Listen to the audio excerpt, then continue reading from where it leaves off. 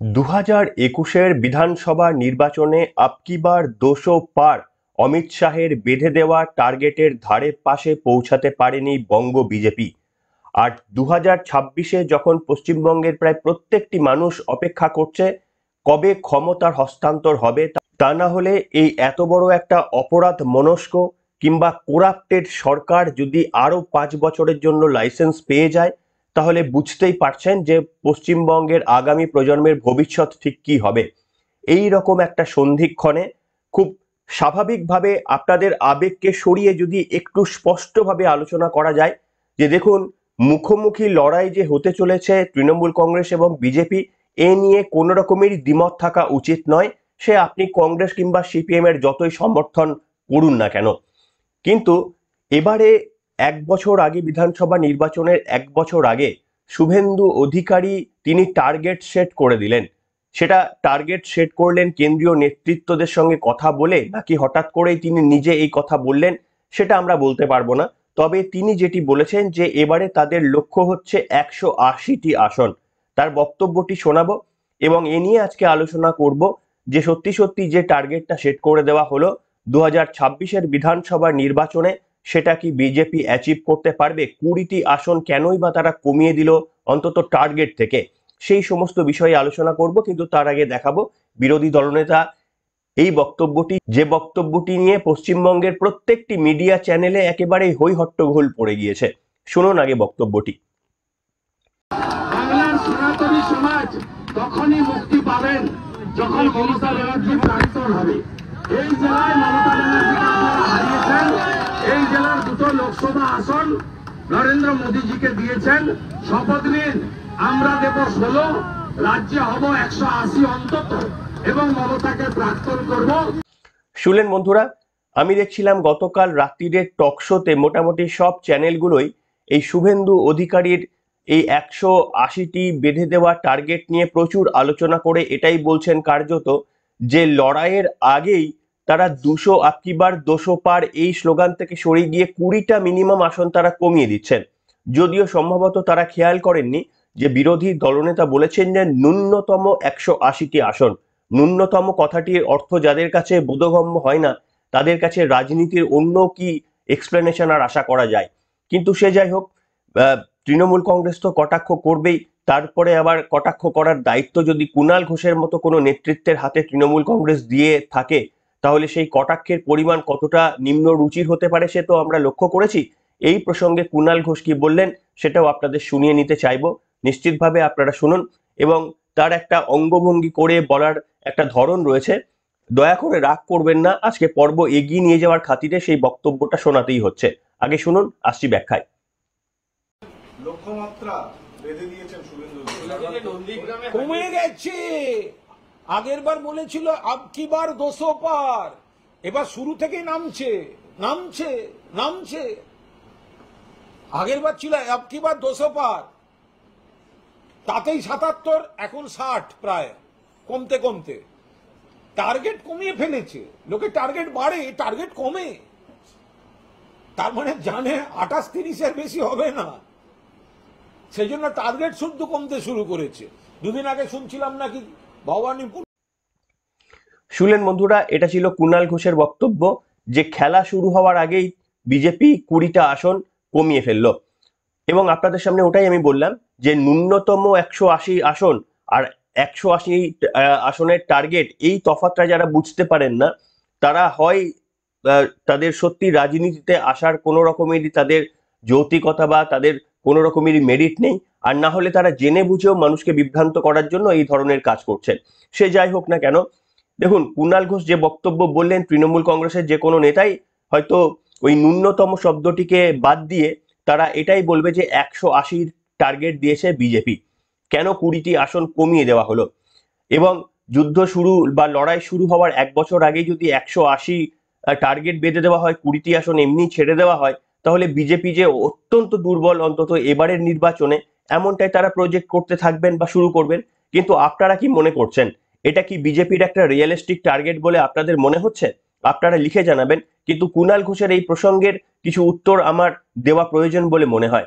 কুণাল ঘোষ খুবই চমকে গেলেন যে কেন শুভেন্দু অধিকারী তিনি আপকি বার 200 পার এই স্লোগান থেকে সরে গিয়ে 180টির টার্গেট দিলেন। দেখুন, আপনাদের আমি মনে করিয়ে দিতে চাইবো যে 2026-এর নির্বাচনকে মাথায় রেখে তৃণমূল কংগ্রেসের এখনো পর্যন্ত সব থেকে বড় যে একটা কর্মী সভা হয়ে গিয়েছিল, সেই সভা থেকে আহ, অভিষেক বন্দ্যোপাধ্যায় কি তথ্য দিয়েছিলেন আপনাদের মনে রয়েছে?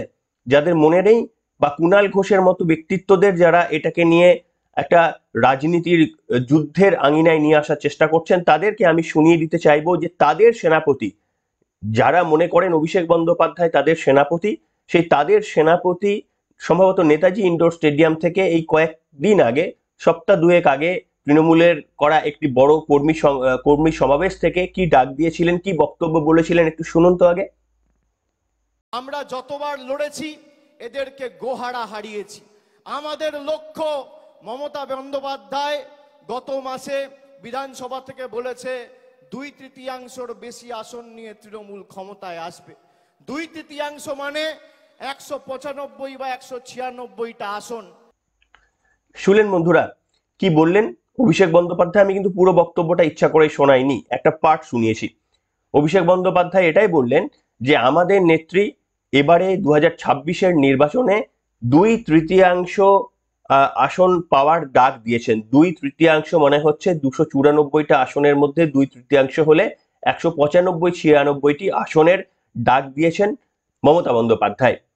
গতবারে কতগুলো আসন পেয়েছিল তৃণমূল কংগ্রেস? সম্ভবত 216 সামথিং। তো এই 216টি আসন তারা মানে নির্বাচন প্রক্রিয়ার মাধ্যমে পেয়েছিল, আর বাকি হুমকি দেখিয়ে, ভয় দেখিয়ে, তারপরে প্রলোভন দেখিয়ে এইভাবে আরো বিজেপি বিধায়কদের ভাঙিয়ে নেওয়ার কাজটা তারা করেছেন, সেই প্রসঙ্গে আমি নাইবা গেলাম। কিন্তু এই যে অভিষেক বন্দ্যোপাধ্যায়, যিনি নিজেই বলছেন যে মমতা বন্দ্যোপাধ্যায় 2/3 টার্গেট বেঁধে দিয়েছেন এবং সেটা তারা অর্জন করবেন, তাহলে কি আমরা এবার বলতে শুরু করব যে মমতা বন্দ্যোপাধ্যায় ভয় পেয়ে গিয়েছেন? বিজেপিকে গতবারে অন্তত 216টি আসন যেখানে জিতেছিলেন, এবারে তারা শুরুটাই করছেন 195 বা 196 আসন থেকে। তাহলে কুণাল বাবুরা কি আরো একবার নিজের এই বক্তব্যকে সংশোধন করে আরো একবার সাংবাদিকদের বক্তব্যের উত্তর দেওয়ার প্রয়োজন বোধ করবেন? তার কারণ মমতা বন্দ্যোপাধ্যায় নিজে রাজনৈতিক নেত্রী তৃণমূল কংগ্রেস, তার উপরে তো আর কেউ হয় না তৃণমূল কংগ্রেসের অন্দরে।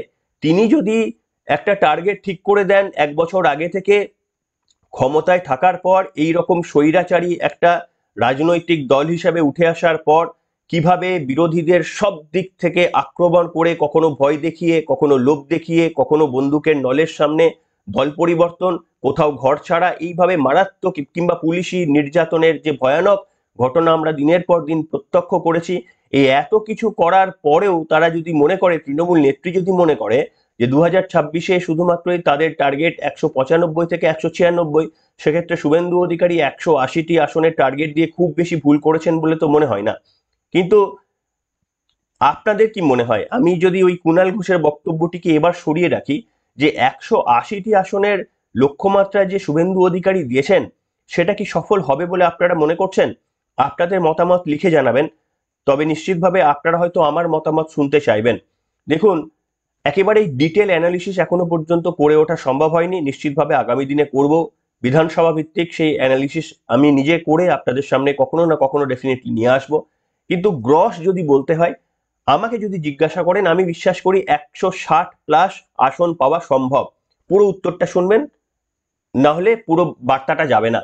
160+ আসন পাওয়া সম্ভব বিজেপির, কিন্তু সেটা মানে 160+ আসনটা পাবে কিছু শর্তের উপর ভিত্তি করে, এবং যে শর্তটা আমাদের 2026-এর নির্বাচনে পূর্ণ হবে বলে অন্তত আমি ব্যক্তিগতভাবে মনে করছি না। তৃণমূল কংগ্রেসের এই আগ্রাসন নীতি যেভাবে তারা চালায়, যেভাবে পঞ্চায়েত নির্বাচন, লোকসভা নির্বাচন প্রত্যক্ষ আমরা করেছি, সেই রকম যদি নির্বাচন হয়, তাহলে আমাকে যদি জিজ্ঞাসা করেন বিজেপি কতগুলো আসন পেতে পারে, আমি বলবো গতবারে যে 77টি আসন পেয়েছিল, এবারে ওই একই স্টাইলে যদি নির্বাচন প্রক্রিয়া চালানো হয়, তাহলে বিজেপি এবারে 77-এর থেকেও কম আসন পাবে। তার কারণ মানুষের রায়ের প্রতিফলন তৃণমূল কংগ্রেস কোনোদিনই ভোট বাক্সে দেখার ইচ্ছা প্রকাশ করবেন না। তার কারণ কতটা দুর্নীতিবাজ একটা রাজনৈতিক দল যে তারা, এবং পশ্চিমবঙ্গের কত বড় সর্বনাশ যে তারা করেছেন, এটা তো তাদের থেকে আর কেউ ভালো জানেন না। তাই তারা খুব ভালোভাবে জানেন যে মানুষের কাছে ম্যান্ডেট নিয়ে আসার মতো যে সাহস এবং শিরদাঁড়ার প্রয়োজন হয়, সেই সাহস তারা যদি দেখায় তাহলে নিশ্চিতভাবে এবারেই তাদের লাস্ট নির্বাচন পশ্চিমবঙ্গের, মানে লাস্ট ক্ষমতার পরিবর্তন হয়ে যাবে, ক্ষমতায় থাকা তাদের শেষ, সেটা তারা ডেফিনেটলি কোথাও না কোথাও বুঝতে পারছেন।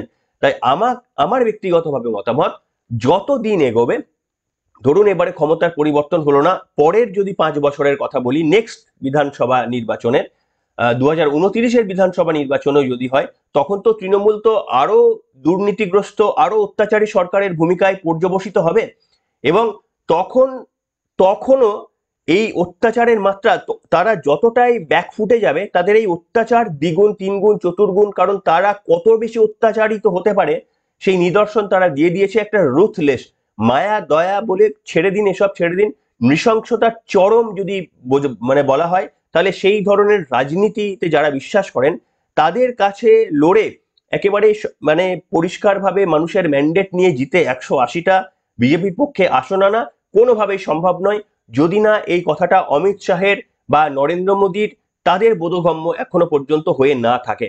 আপনাদের আমি দেখাতে চাইবো, বারুইপুরের ঘটনা আপনাদের দেখিয়েছিলাম, বিরোধী দলনেতা নিজেও বারবার বলেছেন যে এখানে কখনোই 356 ধারা জারি করে নির্বাচন না হলে কখনোই এখানে নির্বাচন হওয়া সম্ভব নয়, এই রাজীব কুমারদের মতো যতদিন আইপিএস এখানে থাকবেন। কি বলেছিলেন শোনাবো আপনাদের। 20 বার লাঠি মেরেছে গাড়িতে, 20টা বাঁশ, 20টা আপনাদের সামনে 20 বার বাঁশ মেরেছে, লাঠি, মোটা মোটা লাঠি, জলে আপনার মিশিয়ে নিয়ে এসছে, লঙ্কার গুঁড়ো বোতলে ভরে নিয়ে এসছে, পাথর সবার হাতে, এবং সবাই চিহ্নিত একটা সম্প্রদায়ের লোক। বাংলা দেখো, রাষ্ট্রপতি শাসন চাই, বাংলার গণতন্ত্র বাঁচাতে গেলে রাষ্ট্রপতি শাসন চাই, রাষ্ট্রপতি শাসন চাই, রাষ্ট্রপতি শাসন চাই, রাষ্ট্রপতি শাসন চাই, রাষ্ট্রপতি শাসন চাই। Save democracy, save democracy, save democracy. শুনলেন বন্ধুরা, আমি এই কথাটাতেই একেবারে 100% বিশ্বাস করি। এই পশ্চিমবঙ্গে পুলিশ প্রশাসনের আইপিএস কর্তা তাদের একটা অংশ কেন, একটা বড় অংশ যেভাবে তৃণমূল কংগ্রেসের সঙ্গে সম্পৃক্ত হয়ে গিয়েছেন, আমার তো মনে হয় যে তৃণমূলের জয়কে তারা নিজেদের জয় হিসাবে গণ্য করে, বিজেপির পরাজয়কে সেটা তাদের নিজেদের জয় হিসাবে গণ্য করেন। এইরকম যদি একটা স্টেট মেশিনারি তৈরি করে রাখা হয়, এবং সেই স্টেট মেশিনারি আছে জেনেও যদি অমিত শাহ, নরেন্দ্র মোদীরা শুধু ভাবেন দিল্লির মতো বা অন্যান্য জায়গার মতো পশ্চিমবঙ্গে এসে রাজনীতির প্রচার করে কিংবা কয়েকদিন বেশ কিছু জায়গায় সমাবেশ করে তারা পশ্চিমবঙ্গের জমি মমতা বন্দ্যোপাধ্যায়ের কাছ থেকে ছিনিয়ে নিতে সক্ষম হবেন, তাহলে আমি বলবো যে বিজেপি রাজনীতি বোঝে গোটা দেশ জুড়ে, কিন্তু পশ্চিমবঙ্গ বাদ দিয়ে। পশ্চিমবঙ্গের রাজনীতি বিজেপি বোঝে না, সেই পশ্চিমবঙ্গের রাজনীতি বোঝে শুভেন্দু অধিকারী, এবং পশ্চিমবঙ্গের সাধারণ মানুষ পশ্চিমবঙ্গের রাজনীতিটা বোঝেন। এবং সত্যি বহিরাগত যে তত্ত্ব তৃণমূল কংগ্রেস বলে আসে, আমার বিশ্বাস যে এটা একেবারেই সঠিক, যে তারা সত্যি বহিরাগত, তারা বোঝেনি না যে পশ্চিমবঙ্গে কি ধরনের করাপশন করা হওয়া সত্ত্বেও এখনো পর্যন্ত এই সরকার কিভাবে লোকসভা নির্বাচনে এতগুলো আসন বৃদ্ধি করতে পারে। ডায়মন্ড হারবার থেকে অভিষেক বন্দ্যোপাধ্যায় কি করে 7 লক্ষ মার্জিনে জিততে পারে, যেখানে কেন্দ্রীয় নির্বাচন কমিশন ছিল, যেখানে বিজেপির নেতৃত্বরা শুভেন্দু অধিকারী সমেত ডায়মন্ড হারবারের বিভিন্ন বুথে কোথায় কিভাবে চুরি হয়েছে, জোচ্চুরি হয়েছে, ভোট লুট হয়েছে, সেই ভিডিওগুলো আমি আপনাদের সামনে সম্প্রচার করেছি, নেট মাধ্যমে ভাইরাল হয়ে গিয়েছে। অথচ এই ডায়মন্ড হারবারের একটি বুথেও কিন্তু পুনর্নির্বাচনের ঘোষণা করেনি কেন্দ্রীয় ইলেকশন কমিশন। কাজে সেই অর্থেই বলছি, মানুষকে বিভ্রান্ত করবেন না।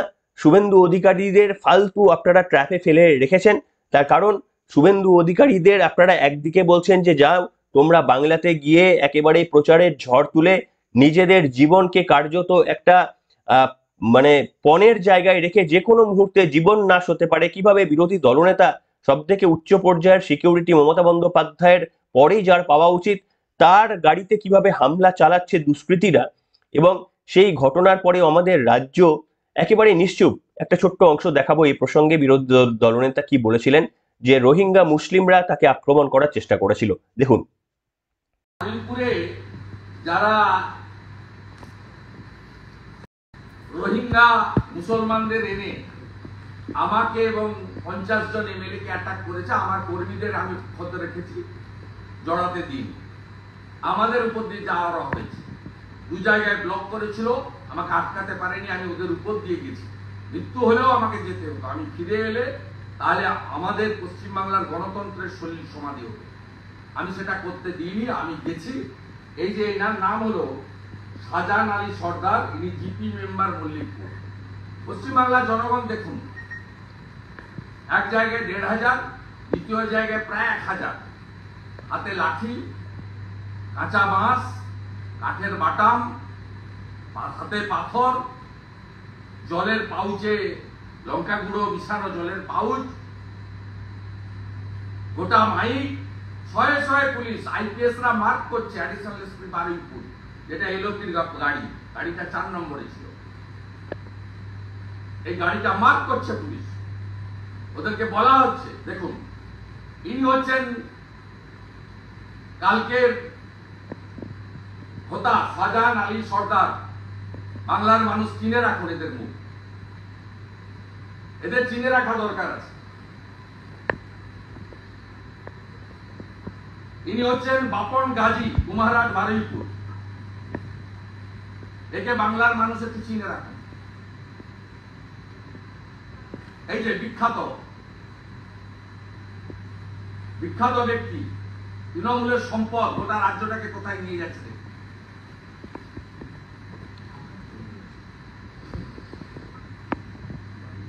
ইনি হলেন হাবিবুর রহমান, প্রধান মল্লিকপুর জিপি। দেখুন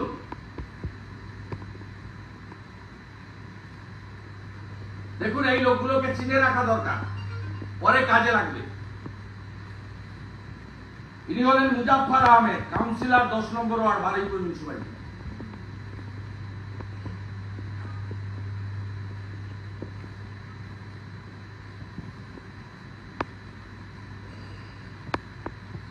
আর এদের সমস্ত অর্গানাইজ করে পাঠিয়েছেন বিমান ব্যানার্জি, গোলাবাজ ভাইপো ব্যানার্জি